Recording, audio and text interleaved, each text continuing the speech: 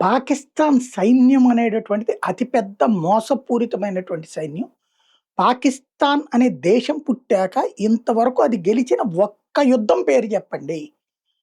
అది బంగ్లాదేశ్ యుద్ధంలోనూ ఓడిపోయింది. భారతదేశంలో కార్గిల్ వార్‌లోనూ ఓడిపోయింది. భారతదేశంలో 1965లోనూ ఓడిపోయింది. కాశ్మీర్ యుద్ధంలోనూ ఓడిపోయింది. మొత్తం కాశ్మీరాన్ని దొంగలతో ఆక్రమించుకున్నది తప్పించి, ప్రత్యక్షంగా యుద్ధంలో భారత్‌తో గెలిచింది ఆ రోజున? లేదు. అలాగే రీసెంట్‌గా జరిగినట్టు సర్జికల్ స్ట్రైక్స్‌ని ఏం చేయలేకపోయింది. ఇంకొక వైపున ఆపరేషన్ సింధూర్‌లో చేతులెత్తేసింది. బెలూచ్ రెబెల్స్ చేస్తుంటే ఏమీ చేయలేకపోతోంది. తెహ్రీక్ ఈ తాలిబాన్ పాకిస్తాన్ వాళ్ళని ఏమీ చేయలేకపోతుంది. ఆ ప్రాంతాల మీదన సైనిక ఆధిపత్యమే లేదు.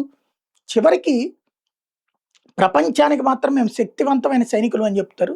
ఈ యుద్ధాల పేరు చెప్పి ప్రజల పన్నులతో కూడినటువంటి బడ్జెట్‌లోంచి డబ్బులు తీసుకుంటారు. ఆ డబ్బులకి లెక్కలు కూడా చెప్పరు. లెక్కలడిగే పాలకుల్ని మార్చేస్తుంటారు.